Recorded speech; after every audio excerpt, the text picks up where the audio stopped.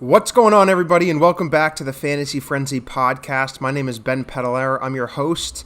I'm joined here, as always, with my very special co-hosts, Robert Armstrong and Tyler Mastromarino. Boys, Week 6 action. How we feeling? Feeling like 200 points. Lucky guy you are, but I'm feeling good too. We went 2 out of 3 for our gambling pick this week. Small plays, but I love it. Yeah, in case no one's picking up on the trend, Rob seems to be gloating every week. Unfortunately, he's doing all right. So we're gonna try and end that in the next couple of weeks here. Anyway, like we said, Week 6 action. We got 2 games tonight. Well, one tonight, one earlier this evening that just wrapped up, the Chiefs and the Bills. We'll dig into that later on in the show. Want to start off our first show, as always, with Studs and Duds, one of our favorite bits to do of the week. No guest this week, unfortunately. So the way we're going to do this is kind of like our Ascenders and Descenders bit. We're still going to go through and do Studs and Duds. I'm going to list my players. We're all going to give our feedback. Whether we have them as a stud or a dud, we're just not going to be awarding points this week. There won't be a winner. It'll be more of a roundtable conversation. We will get right into it here. My first player, we had... I think, Rob, you won Studs and Duds last week, right? So I did. We'll go ahead and start with you. This player obviously comes from a very volatile backfield, or so it seemed up to this point. You know, really unsure, definitely couldn't start him, wasn't sure what it was going to look like. And then this week, 14 rushes, 116 yards, and 2 touchdowns. Looked fantastic, looked like a possible changing of the guard. I don't want to steal your thunder, though, Rob. Obviously, DeAndre Swift, stud or dud the rest of the season. This is a tough one because it's the Jaguars. I try not to take too many things away from Jaguar games, but no, the rush attempts is what really sold me here. I'm gonna say dud. We'll say dud for the rest of the year. Mm-hmm. However, if you are someone who drafted him, you just kind of stored him on your bench and you're in a legacy league, keep him. I think he next year is going to be massive for that team. Is going to take it out. How long can AP go for? But no, yeah, 14 attempts for 116 yards is great for him. But I mean, let's be honest, he combined for 12 total attempts rushing the rest of the season. So I think this is more of a what the game kind of game. When we talk about game script all the time, whether it was scripted or just the fact that they're up on the Jaguars all day. I'm not a huge fan of wanting to start Swift going forward. But very good if you're in a legacy league, but outside of that, I'm going to say a dud for the rest of the year. And then it wasn't really involved in the passing game either, as much as I'd like to, considering AP's the other back. Mm-hmm. Yeah, and then Tyler, we'll go ahead and go right into you, DeAndre Swift, stud or dud the rest of the season. I'll go dud crazy. I mean, Adrian Peterson is still there, and he's still got 15 touches again to DeAndre Swift, and that's just gonna eat into his workload like crazy. Adrian Peterson was still there on the first drive of the game. He scored the first touchdown of the game. But to me, DeAndre Swift is a guy that he's playing Atlanta next week, which is a fantastic matchup. You have to start anybody that plays Atlanta. He's gonna be he's a guy you can start depending on the matchup the rest of the year. But if he pops off against Atlanta, then maybe he's a sell high target for me. But all in all, he's a dud for me. Yeah, I'm right there with you guys with DeAndre Swift. I have him as a dud as well the rest of the season. I think you both made very good points. Obviously, Adrian Peterson's still there. He's got a little more left in the tank. Plus the touch count. DeAndre Swift had 14 rushes. Peterson had 15. I just think given the team in the backfield status, I'm gonna have him as a dud, but like sell high if you can. Rob, you kind of said about legacy into next year, he'll be really good. And I think if you can, get somebody who's desperate at running back right now, who is willing to pay up for him off of a high week, definitely do that if you can. Next player I want to dig into, Tyler, we'll go ahead and go with you on this one first. We've talked about this team and these wide receivers every week and kind of the rotation they've gone through. The guy's going to be Keelan Cole. Obviously we've talked about DJ Chark and Laviska Shenault and, how they keep rotating through. DJ Chark's come up in studs and duds and ascenders and descenders, and, now we're back to this receiving core. This week, Keelan Cole had 6 receptions, 143 yards, no touchdowns, but, he far outproduced anyone on that team. So, Tyler, for you, stud or dud the rest of the season, Keelan Cole? I will go dud again for Keelan Cole. To me, that's just one of the big games that he's capable of. He's still not getting a crazy amount of target share. I mean, DJ Chark, he still had 14 targets that game, but he only managed 7 catches for 45 yards, which isn't going to happen again when someone gets 14 targets. We've already seen it. Minshew spread out the ball a ton this year already. It doesn't seem... My gut feeling says Keelan Cole just isn't his guy. He's not... To me, he should be like the third guy that Minshew's looking after Chark and Chenault. I think it's just one of those games where a guy happens to get over 100 yards. The defense didn't really key in on him. I don't think he's going to be a fantasy relevant player that much. So for me, I'm only picking him in DraftKings daily fantasy here and there, and that's it. So he's a dud for me. I think that's a fair argument. I'll save my thoughts for the end, but Rob, we'll go to you here. Keelan Cole, stud or dud the rest of the season? Yeah, I'd say a dud on the contingent that Chark is going to be healthy for the season, because I know even his decision was right up till game time. They were even testing him out right before the game started to see if he could even go. So I don't know how good that his injury is. And I know he got 14 targets and had a pretty productive day. But overall, if he does get injured, I think that obviously raises Keelan Cole's value, because they're going to have to throw the ball a ton. Minshew spreads the ball around a ton. They're going to have to throw a ton because they're going to be losing like most games. As we just talked about with DeAndre Swift, the reason I think he had a good week was because it was against the Jaguars. Same reason why I think the Jaguars are going to throw every week. But yeah, it comes down to 14 targets, 9 for Keelan Cole this week, and then Chenault still at 7. So there's still there was so much to go around that, yes, if Chark gets injured, stud. If not, dud, because similar to even Kansas City in a way, as we saw tonight, we'll get to it later, but even if there's a couple different talented wide receivers, as long as there's like one main guy, the other two, the ball just gets spread around too much to really make them of any fantasy relevance. Someone maybe you have on the team just in case of that Chark injury happens, but I think dud the rest of the year. Yeah, I was really torn up on what to do with this for, mostly for the reasons that you guys already mentioned. And I still kind of haven't really decided. I'm gonna go stud the rest of the season. You know what? I'll be the different one here. I think for all the reasons you guys said, plus Chark's been injury prone, in and out of games. Laviska Shenault's new to the team. Keelan Cole's been there for such a long time. I think just the way Gardner Minshew's playing, he can support a couple productive wide receivers. Obviously, he was much more productive this week than Chark or Shenault. Excuse me. So I'm gonna take him as a stud. Not confidently, but that's what I'm gonna do. So Rob, I'll come back to you.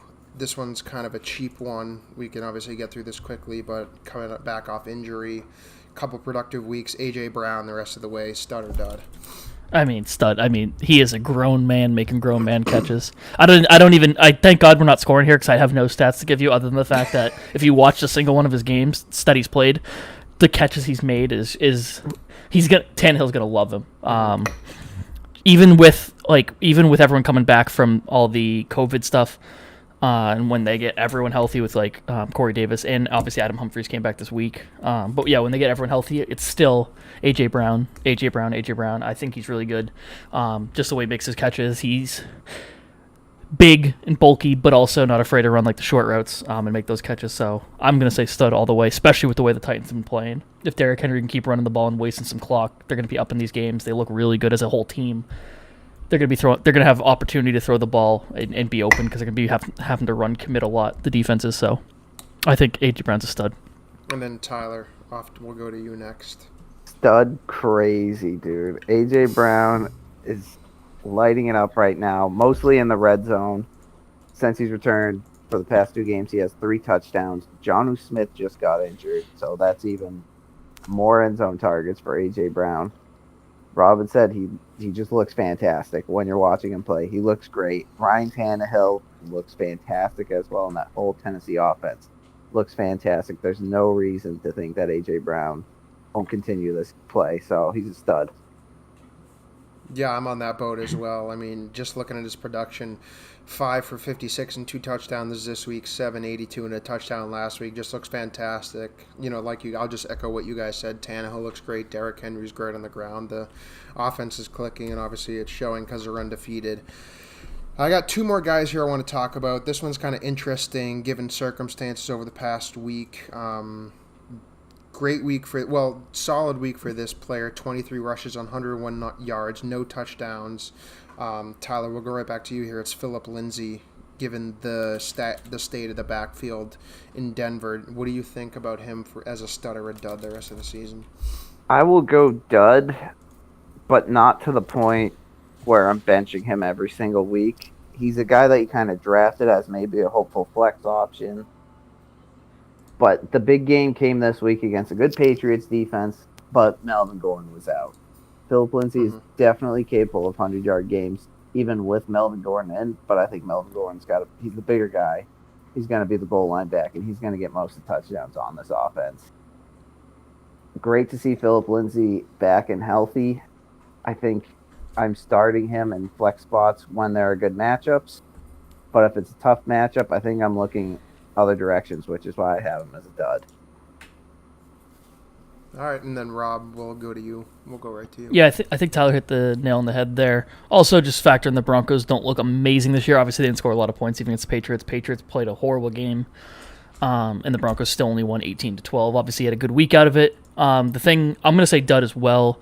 The only way I can see him being a stud or someone that you even start once Melvin Gordon's fully healthy, because I'm assuming they're going to split pretty evenly, is what happens out of the backfield in terms of pass catching. I think if Philip Lindsay becomes like a pass catching back, then I think you have some more starters in PPR leagues.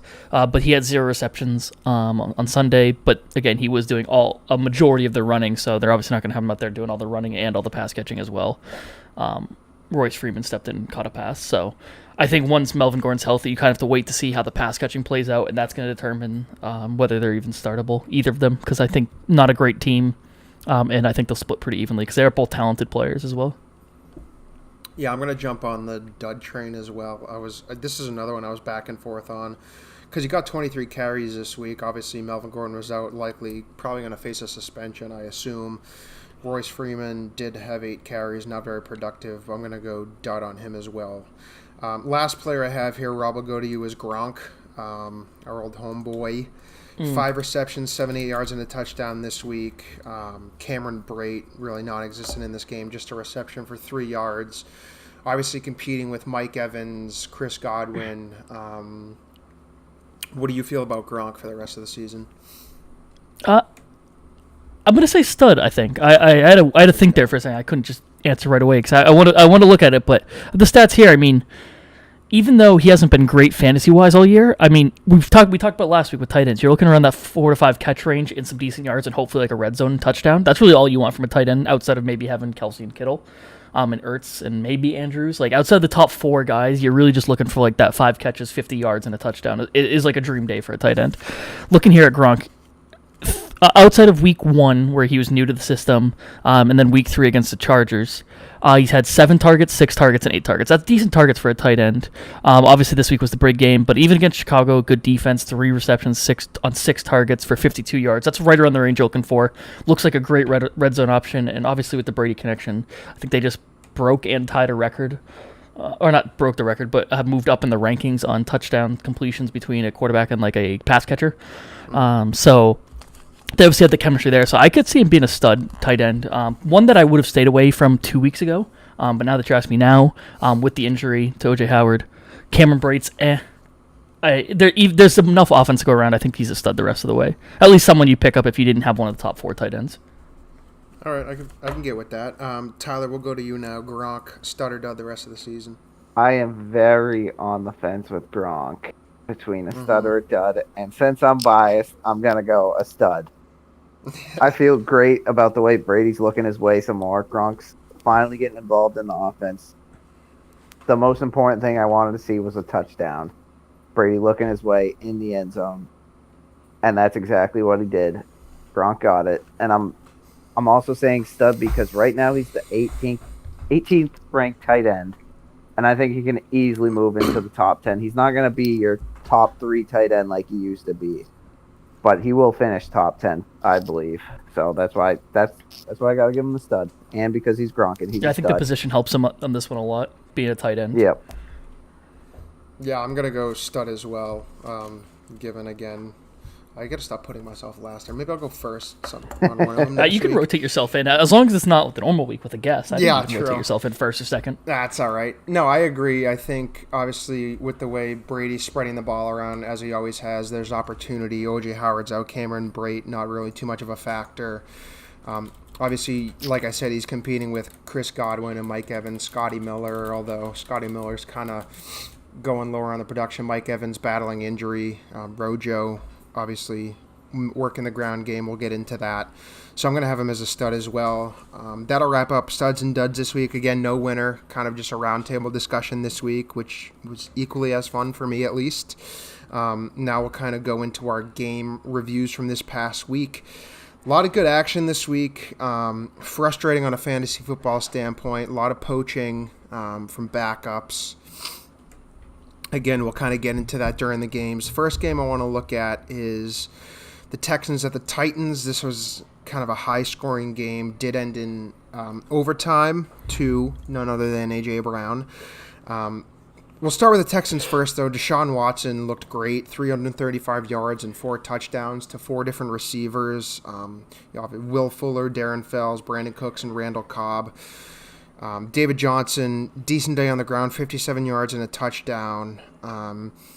Tyler, what do you see out of this off? Before we move to the Titans, how are you feeling about this offense? Obviously, they started off not playing well, and then another loss this week. But they took the undefeated Titans to overtime. Looked pretty good. How do you feel about their offense moving forward?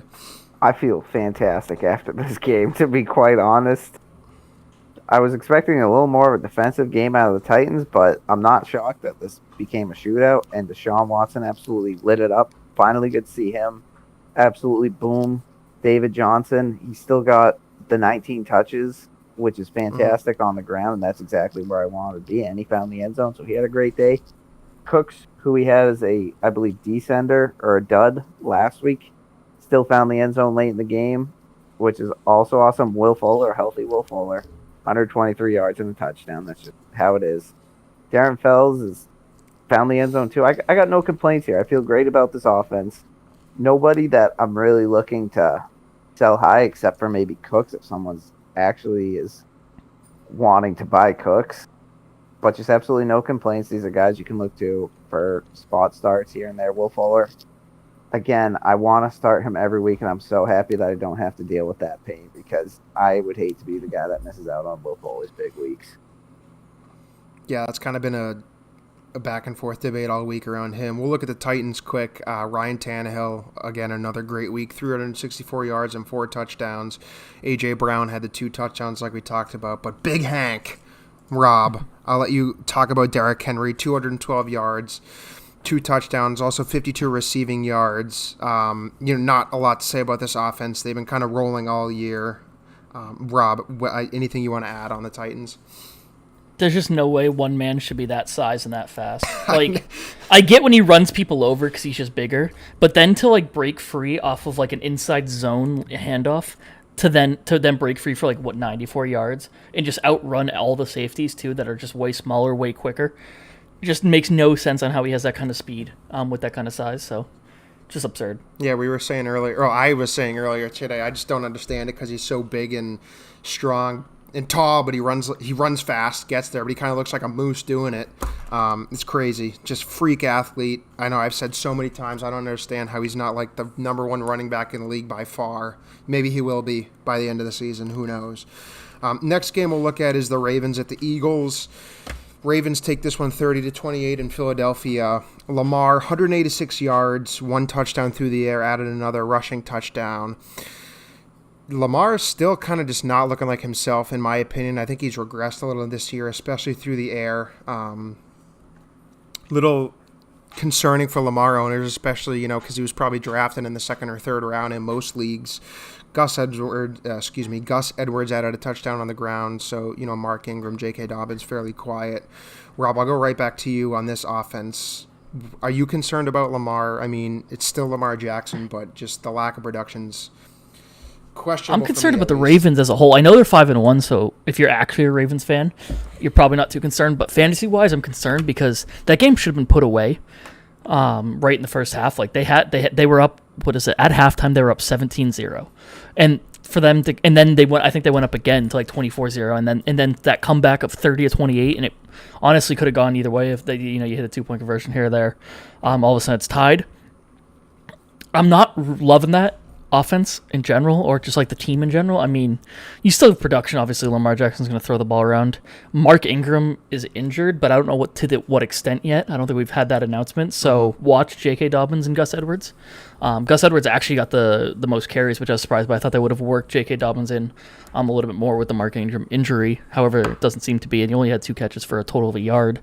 So they didn't work him in the pass catching either. But that's where I'm most interested in this team now, is what happens with the rushing if Mark Ingram's actually badly injured.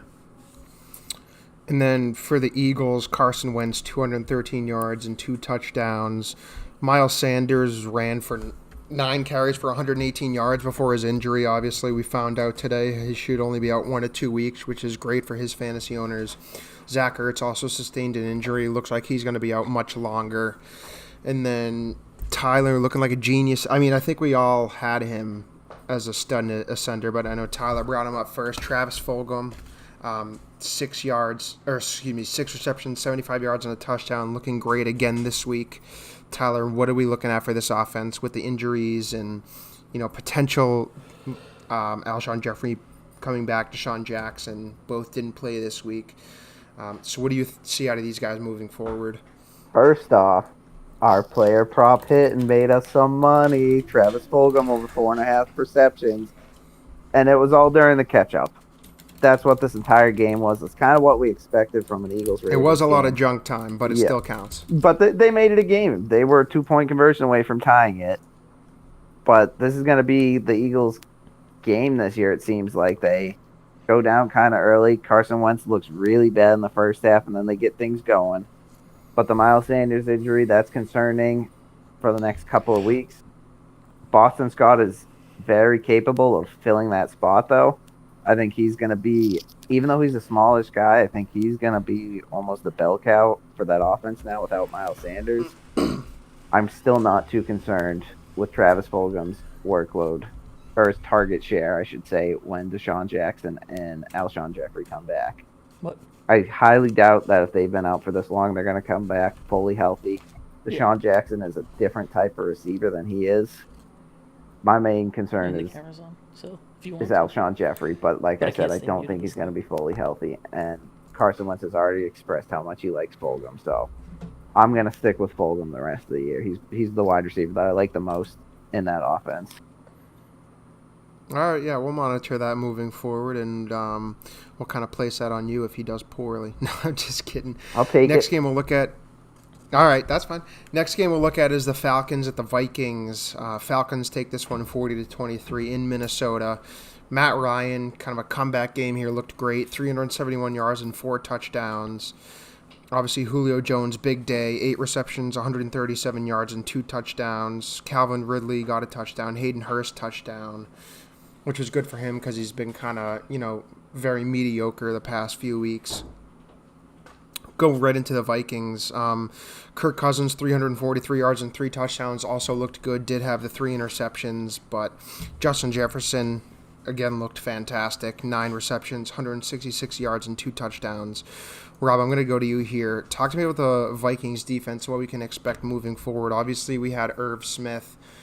I had him as my tight end ascender last week. Put up another decent performance this week. Obviously, Justin Jefferson goes off. I don't expect this performance every week, especially with Adam Thielen there. But what's your take on this offense?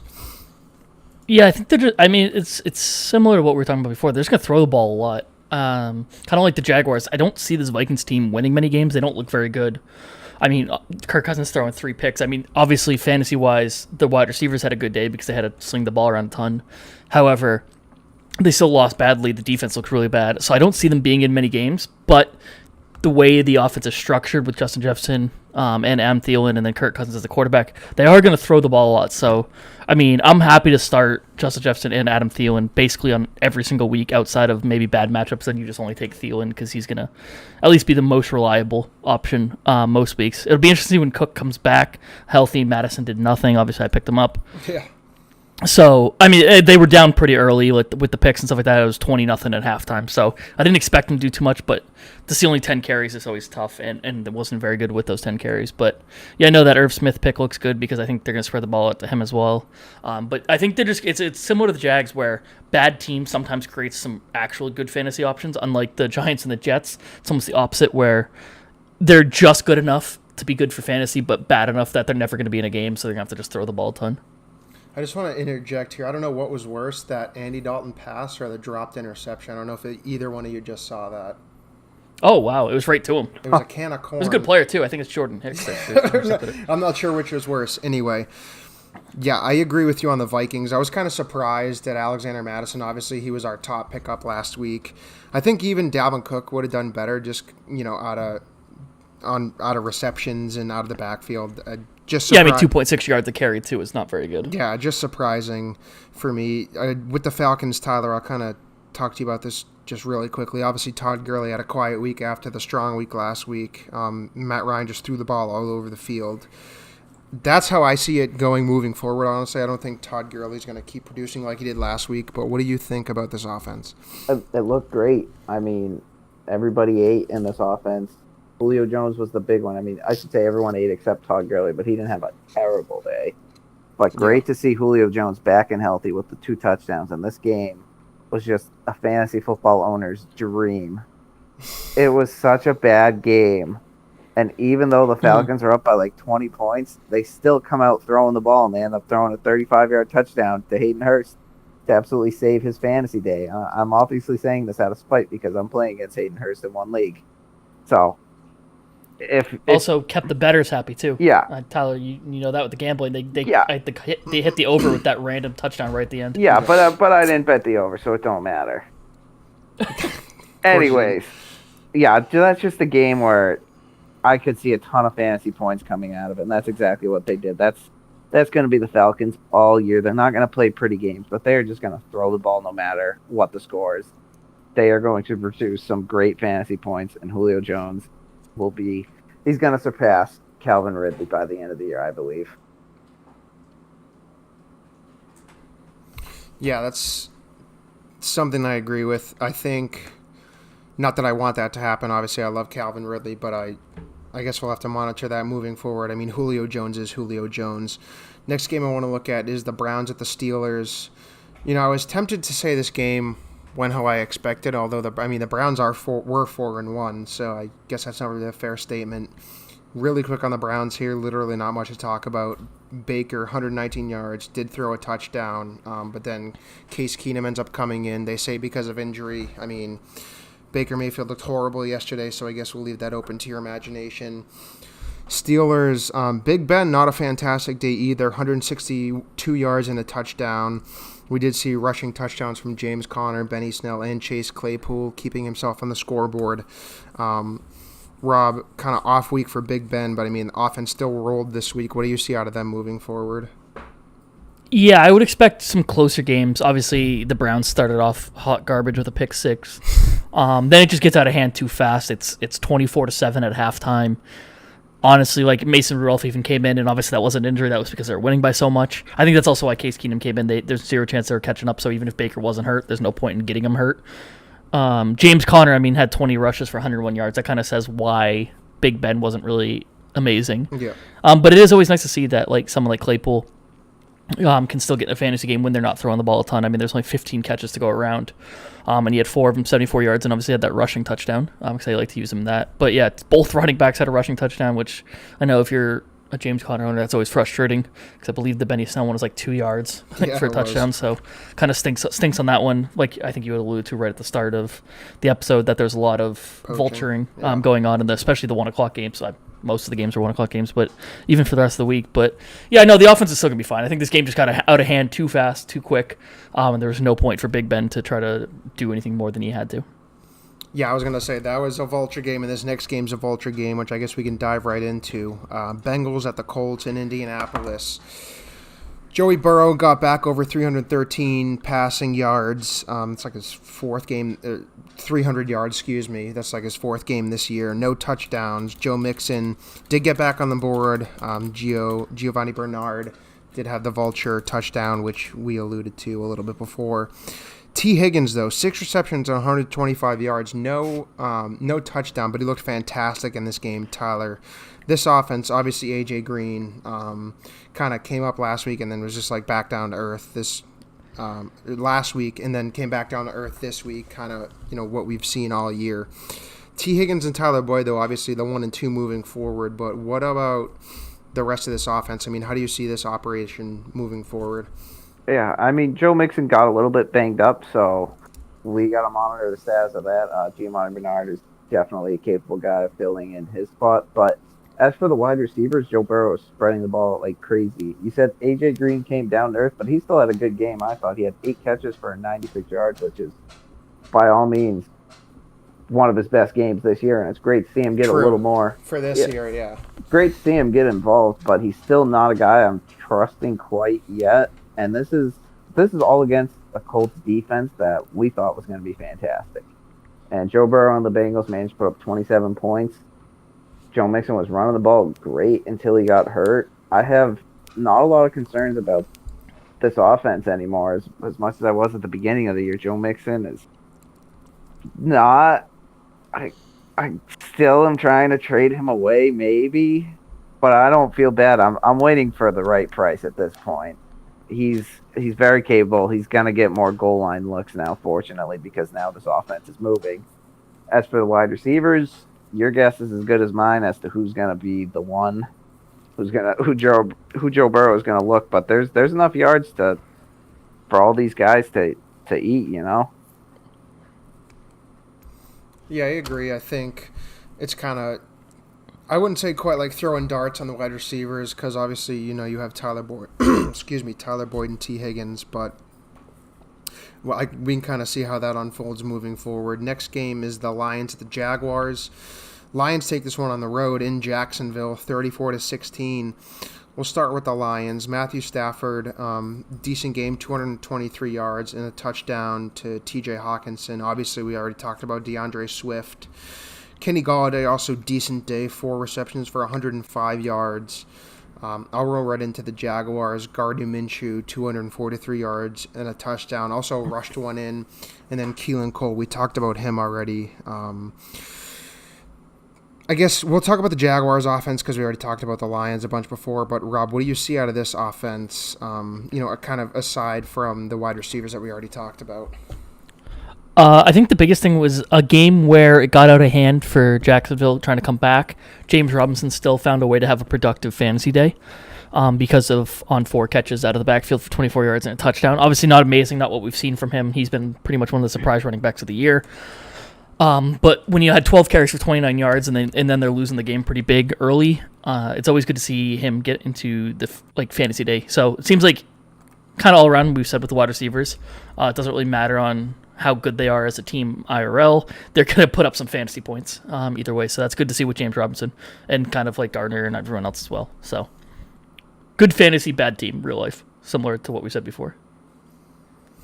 Yeah, now we'll roll into the Bears at the Panthers. Bears take this one on the road as well, 28-16. Nick Foles, 198 yards and a touchdown, also rushed one in. Threw in a Cole Kmet, which is kind of frustrating because I really wanted Allen Robinson to have one. He ended the day with 5 receptions and 53 yards. Panthers, Teddy Bridgewater, 216 yards, no touchdowns. Did have 2 interceptions. Mike Davis got his usual touchdown. It's kind of surprising, though. It seems like Christian McCaffrey is going to be pushed out a couple more weeks. So, Tyler, I guess you were going to want to talk about Robbie Anderson, which you can do. I'll go to you, and then what else is up for the rest of this offense? So, Teddy Bridgewater didn't have a great game. The Bears' defense is a pretty solid defense.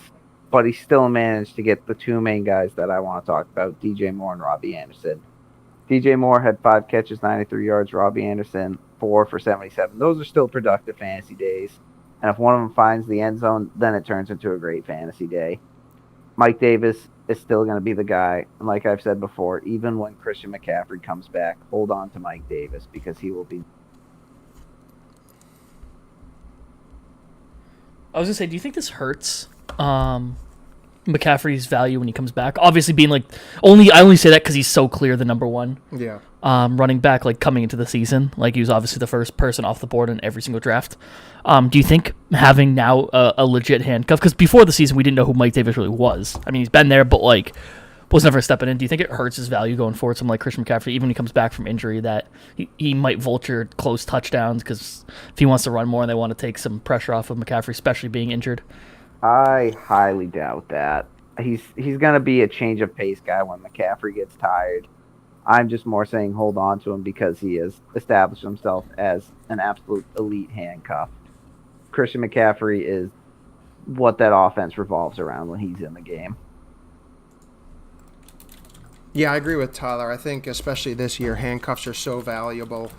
Christian McCaffrey's going to come back and take his role. I think, if anything, it could be like an Alvin Kamara, Mark Ingram that we saw previously when those two made it work. But I don't think there's any risk for Christian McCaffrey, in my own opinion.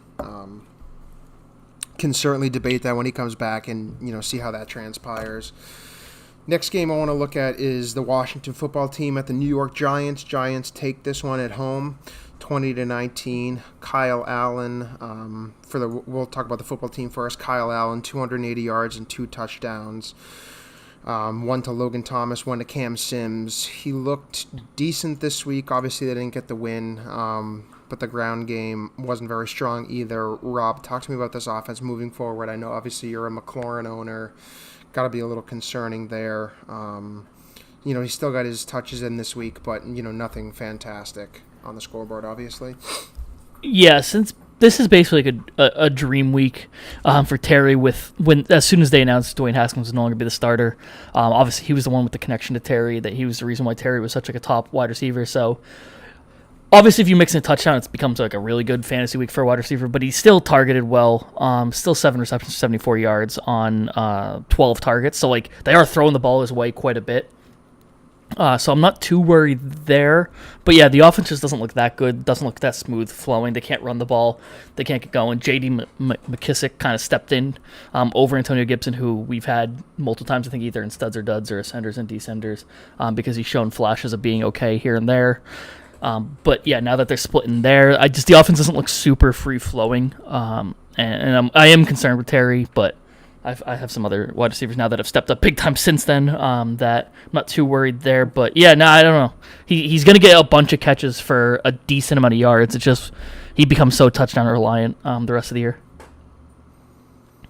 Yeah, I agree. I think it's frustrating, definitely, for his owners.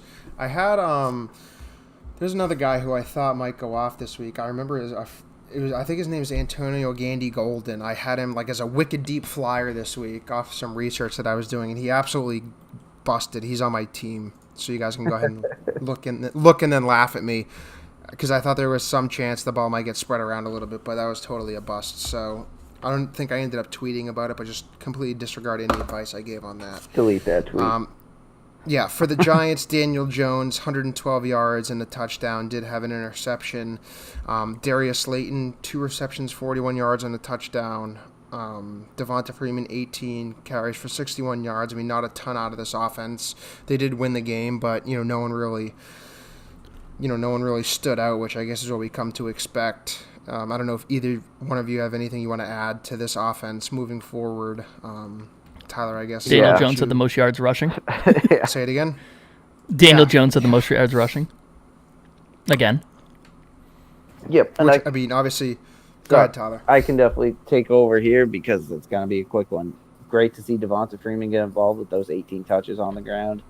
Darius Slayton, if he's a guy you started, which I hope you didn't, but we did say you can start him in certain matchups. He found the end zone, which is great. Daniel Jones is just he saved the day with his rushing yards, but still not a guy I'm looking to start in any formats. Devonta Freeman, you can start him in plus matchups, which there aren't going to be a lot because they're the New York Giants. So not an offense I want to be involved in fantasy-wise. Freeman, you maybe picked up, so start him here and there. Yeah, I agree. I think it's fairly, cut and dry on that offense. Next game, our hometown game, Broncos at the Patriots. I'd like to just skip over this game, but obviously we're going to talk about it. Broncos take this one 18-12, or actually, should I say, Brandon McManus takes this one 18-12. We'll talk about the Broncos first. Drew Lock, 189 yards, no touchdowns, did have 2 picks. Tim Patrick looked good. I think I mentioned him last week as a possible streamer at wide receiver. Had 4 receptions for 101 yards. Obviously, Brandon McManus, 6 for 6 on field goals, and that was what won the game literally. Cam Newton, 157 yards, no touchdowns. Did rush one in, but too little, too late. It was the Brandon McManus show all day. This game was a snooze, for me at least. I guess I'll leave the floor open on this one, or Rob, you can go first. Any analysis you want to provide for this game? No, not really. James White is back, but again, that running back, it's the Patriots running backs. You can't really do anything with that. James White had the most receptions, though, by far. Mm-hmm. I mean, with the way they do the cam running, cam faking, dish and dump, maybe James White is someone you just have now on your roster. I think I actually played against him in one league. I think actually it was ours. Ian started him, so it actually got decent fantasy value out of him, but yeah, no, not really too much on this game. It's 18-12 against 2 teams that both, this game, neither of them look good. I guess Patriots didn't have a lot of practice with the whole COVID scenario going on, and then the Broncos just getting back their kind of franchise QB now from injury, so they weren't going to be fully free-flowing either. So, and I think it was a good week for them to kind of be out their top running back. Obviously, we already talked about Melvin Gordon and Phillip Lindsay, and what the implications of that will look like moving forward. I think Gordon's going to get suspended by the NFL for his DUI last week, which to me opens up another opportunity for Phillip Lindsay to be a flyer in Week 7, maybe Week 8, depending on what the suspension looks like. Is Royce Freeman someone you're going to add on your bench for these next couple weeks? Expecting that Melvin Gordon will be out. No, he still got out carried 23-8, and it was clear both teams were still trying to establish the run. The Broncos had the lead with a million field goals, so they were trying to run out the clock, and they needed some guy to take away the carries from Phillip Lindsay, give him a break here and there. But we've been tricked too many times by Royce Freeman. I'm not owning him. I drafted him his first year, and it failed miserably. I think it will fail again. It's the Phillip Lindsay show when Melvin Gordon is out. So even given the issues at running back this year with the lack of depth and how crucial these big guys are, you won't even stash them on your bench given a potential injury? No, 30 yards total offense. I guess if you're picking up handcuffs to stash on your bench, he's one that you could consider. He's not the top guy that I would consider. There's guys like Tony Pollard, Chase Edmonds, Alexander Madison, Mike Davis, guys that I would way rather own than Royce Freeman. All right, that's fair. Just wanted to push on you a little bit. Next game we'll talk about is the Jets at the Dolphins. I think I could bring back my Jets joke this week because I just think I deserve that. Dolphins take this one 24-0 at home. Literally nothing happened for the Dolphins this week. Joe Flacco, 186 yards, no touchdown, 1 interception. Jamison Crowder did have 7 receptions, 48 yards, but obviously no scores on that team. Ryan Fitzpatrick looked good again, a little lower on the yards, 191 yards, did have the 3 touchdowns, and then we did see Tua come in at the end of the game. There was only 2 minutes left, but Rob, talk to me about this. Obviously, there was a lot of hype for Tua to come in and play. Not a lot of playing time, and Ryan Fitzpatrick still looked great, but it was still a big moment for him, you got to think.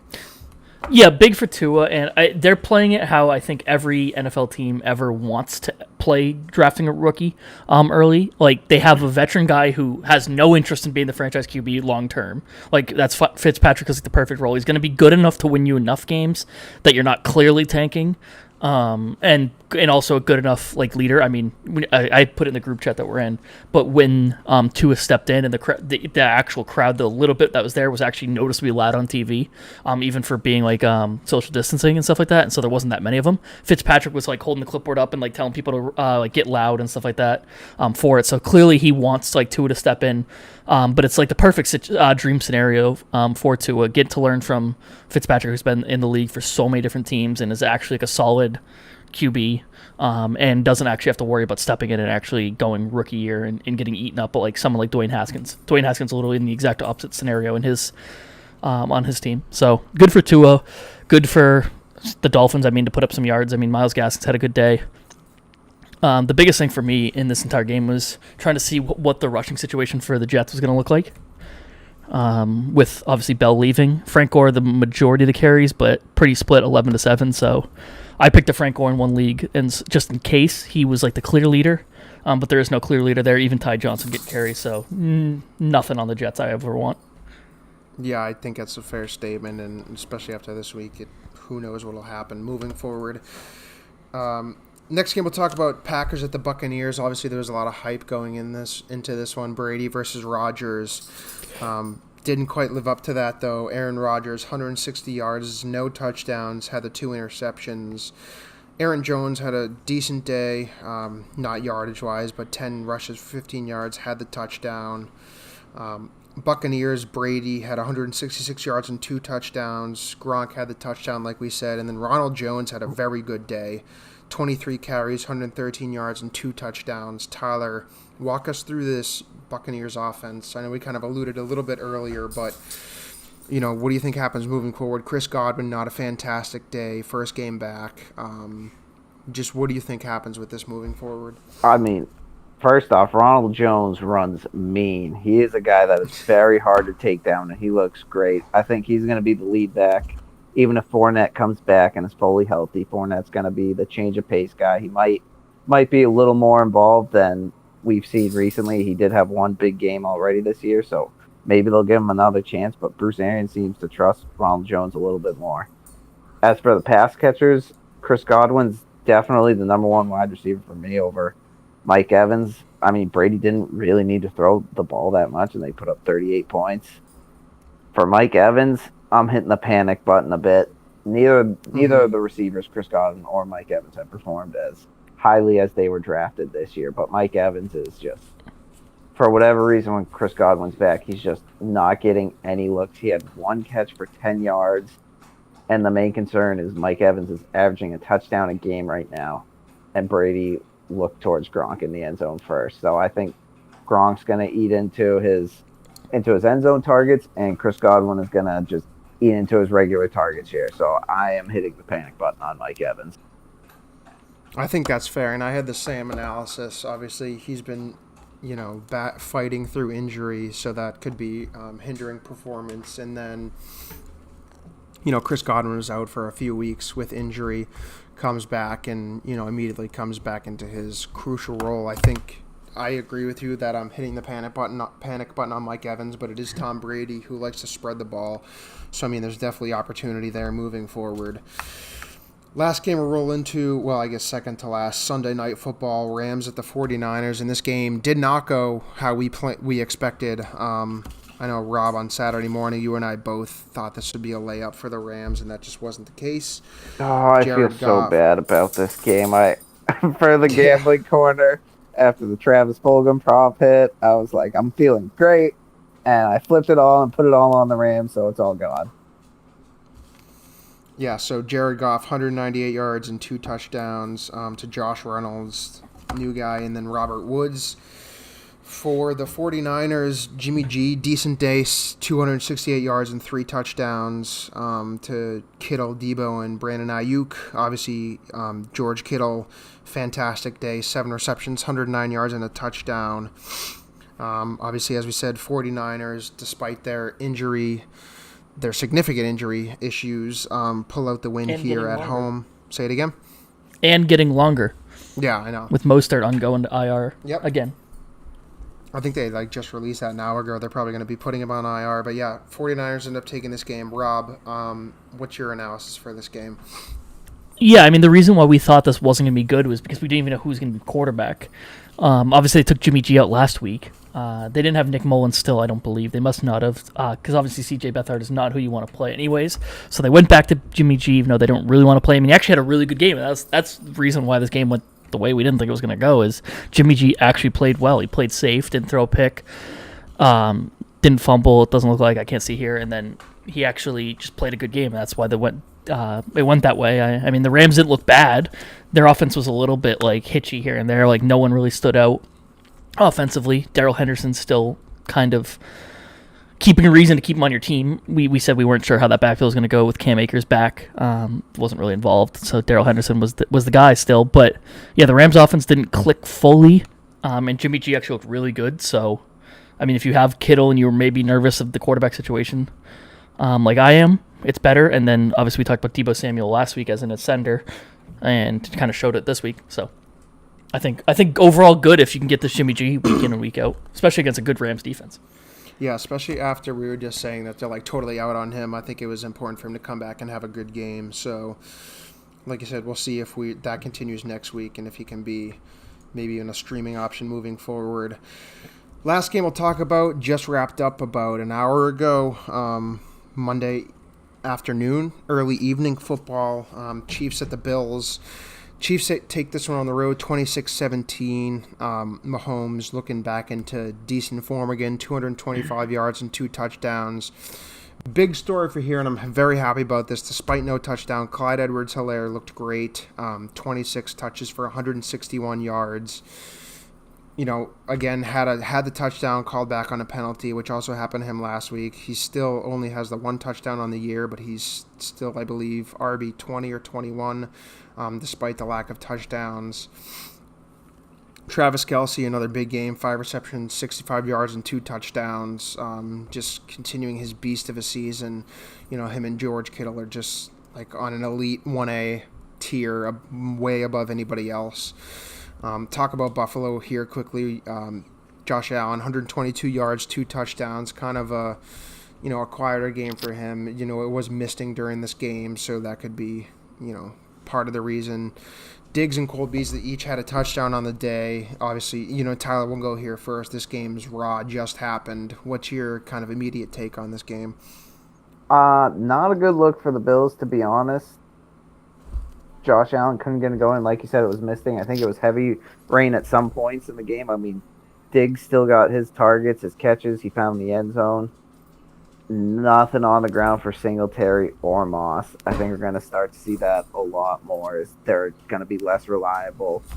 But on the Chiefs end, Kelce looked great. He got his touchdowns. He got his targets. Not as much as he used to, but Tyreek Hill kind of game planned out of this one. He's obviously going to have his big games. We've seen this in the past. No worry there for me. But Clyde Edwards-Helaire, still great to see him get 161 yards on the ground. He's definitely not. Once Le'Veon Bell comes in, there's no way he returns that first-round value that he was drafted at. I'm not completely selling on Clyde Edwards-Helaire because I think he's going to be the 1A running back. Le'Veon Bell will be the 1B. I don't see 20 touches very often in Clyde's future, but I do see maybe 15 touches because Casey's still going to have the ability to close out almost every single game this year. So they got to keep establishing the run some more. So I'm not completely selling Clyde Edwards-Helaire, but he's not going to return first-round value. This is interesting. Obviously, everybody's talking about this right now, Le'Veon Bell coming to town, and we even alluded to this Saturday morning in our last podcast because, obviously Le'Veon Bell is, one of the best, if not the best, pass-catching running backs that's ever come through the league. Clyde playing as well as he is, or especially as well as he did today, I think even, Andy Reid said they're not looking for him to take, like, Clyde's still going to be the starter, but obviously Le'Veon Bell's going to come in and, play a significant role. I think they can definitely support 2 top running backs, just given the way how, I guess, flexible this offense is to just do whatever they want.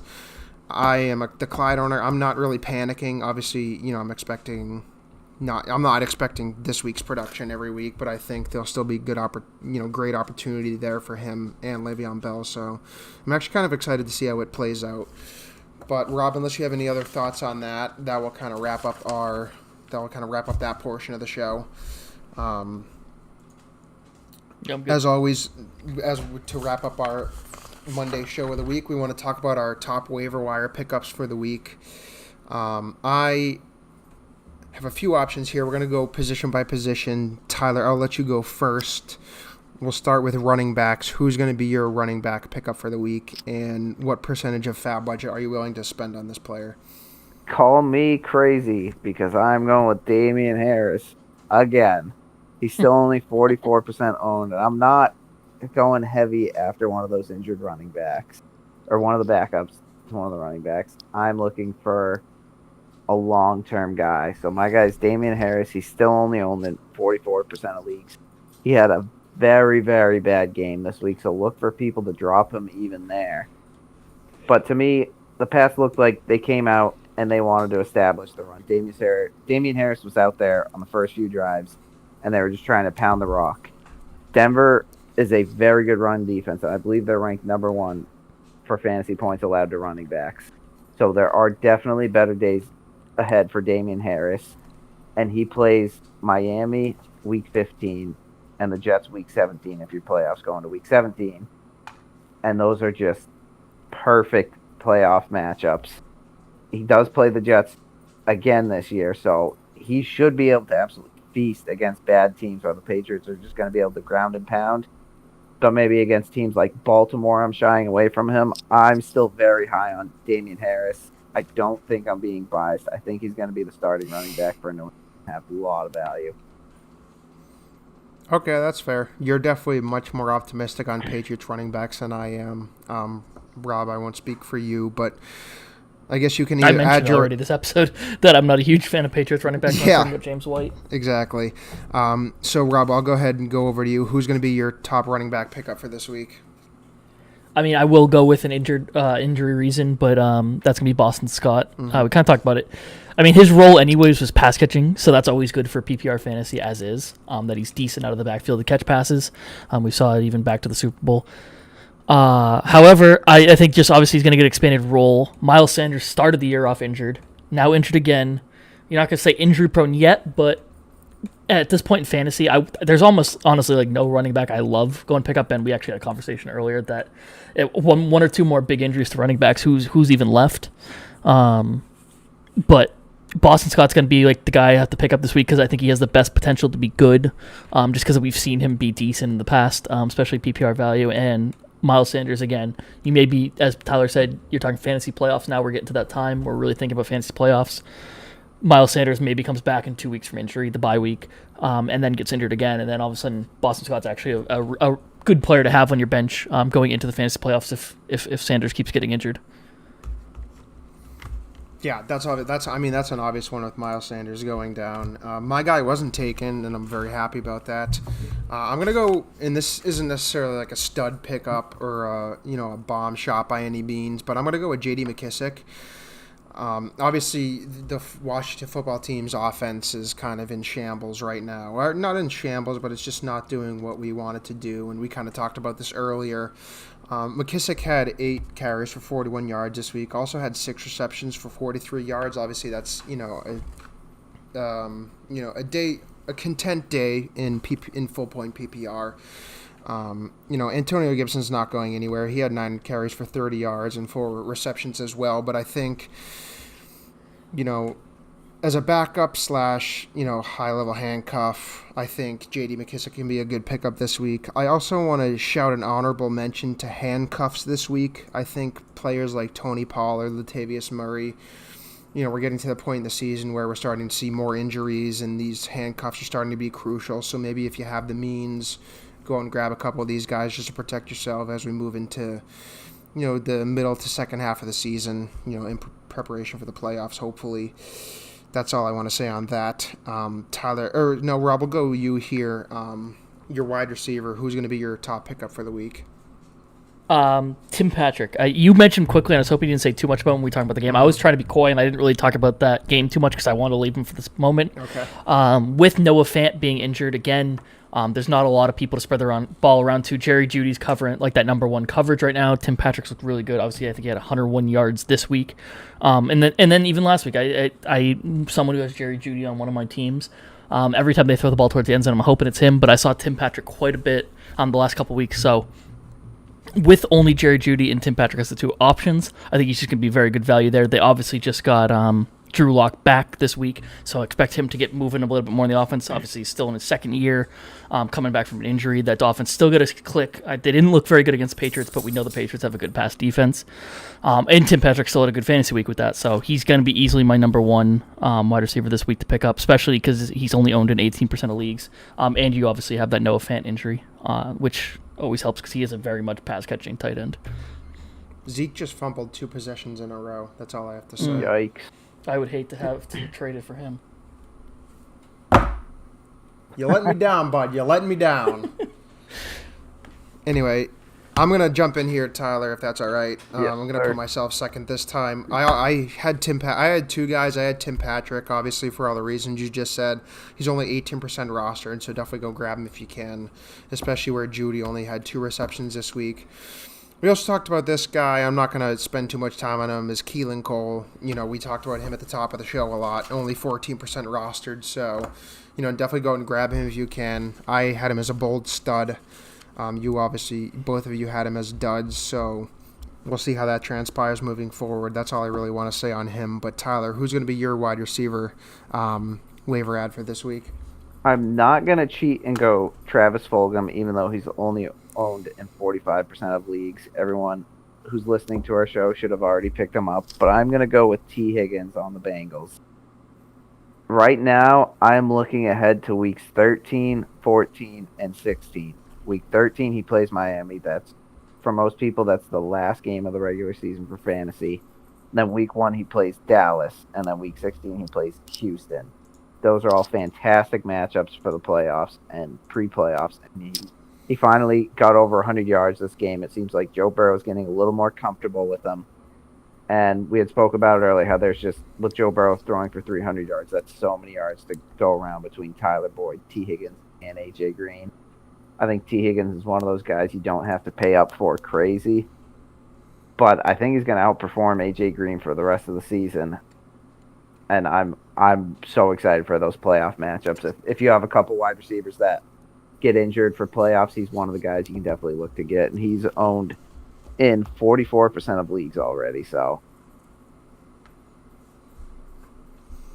right, that's a good pick, Tyler. I'm gonna come right back to you for tight ends here. Who's gonna be your tight end pickup for the week? I kind of want to go Anthony Fisker, but I'm gonna go with Dallas Goedert just because of the Ertz injury. He's going to miss several weeks. A lot of people were high on Dallas Goedert earlier this year, and he really just underperformed. But I think he's due at this point to get more looks his way. He's not going to be that tight end that we all hoped he was. He's not going to replace Ertz, even though Ertz hasn't looked good this year. There's not going to be a great pass-catching option for Philadelphia, but I think he could be a fringe tight end one where he finishes maybe as like wide receiver 10th on average for the rest of the season. And just as an honorable mention as well, I don't think either of you guys have him, but keep an eye on Gronk right now. He's owned in 64% of leagues. He's actually a free agent in a 12-man league that I have, so keep an eye to see if people dropped him. All right, Rob, I'll go over to you. Who's going to be your tight end pickup for the week? I feel like I also want to say Anthony Ferkser but you have been Jonnu Smith, so I almost don't want to say him because Ben's been so Jonnu Smith that I might leave him for him. Just because I actually want to say this guy, Darren Fells. No, go ahead. Just a huge week this week, kind of first big week. But as we talked about, the reason it's not like there is like it's. I feel like at this point in the season, most of the big tight ends have been picked up, and now you're down to like tight ends that are in like 2 tight end systems. This one's not really one of them. I know Jordan Aikens there, Pharaoh Brown, but like Darren Fells is the main tight end there. It's just really the offense hasn't been clicking. Now we talked about during that game, the offense clicked against a good Titans team. I think there's just room for Darren Fells to be picked up. I think he's owned in what has here 2.8% of leagues. I know he hasn't really been good up to this point, but he had 2 catches the past 2 weeks before this one, then six catches on 7 targets for 85 yards and a touchdown this week, but had a touchdown last week and a touchdown week 1, so he's 3 touchdowns for the year, which at this point in the season is all you're really looking for from tight ends. So I can see him getting bigger as the Texans defense gets better and better, or offense gets better and better. Dang it, Drake just got a touchdown. Ginger's going to rip into me. Anyway, my guy, yes, is going to be Anthony Firkser. I've been high on Jono all year. Fisker. Drafted him. Right? It's Fisker. I think we've all said it different now. It's first. It's spelled Firk, yeah, so I thought that was Firk. Oh, okay. Firkser. Okay, so that's on me. Anyway, 8 receptions, 113 yards, and a touchdown this week. Obviously, Jonnu Smith injury. We'll see how long he's going to be out for. A.J. Brown back, Derrick Henry playing as well as he is. We'll see how that offense continues moving forward. We've talked a lot about them. I want to throw one more in here. Brandon McManus, pick him up, apparently. So I was going to say that as well. 6 field goals this week, so, I mean... Maybe... And they were good long ones, too. Like, it wasn't even just, like, standard, just 20-yarders. Yeah, no, he had a fantastic week. So, I mean, if he's available in your league, I guess pick him up and see what you can do with him. But that will wrap up our waiver wire pickups this week, and that will also wrap up our show. We want to thank you guys so much for tuning in to this show and to every show. We will ask that you continue to tune in to us every week. We love creating this content and doing this show together every week. Hopefully we'll have our guest on the next show. As always, follow us on all platforms. Subscribe to us. Rob will have the links below. And until next time, I'll see you on the next episode of the Fantasy Frenzy Podcast. See ya. Peace out, fellas.